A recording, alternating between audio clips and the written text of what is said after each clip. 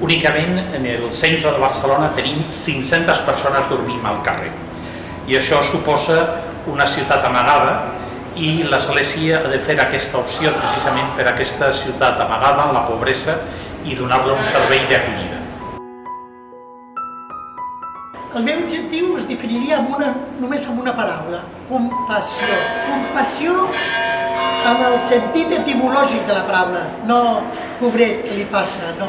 El sentit etimològic és compadir, patir com, estar al costat de l'altre, que tots dos puguem compartir.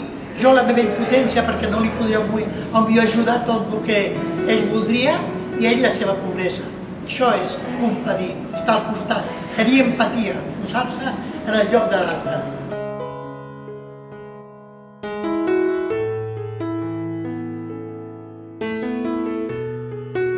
L'objectiu de l'Hospital de Campanya és fer l'acollida a la imatge del Papa Francesc, que ens indica que l'Església ha de ser un hospital de campanya als ferits.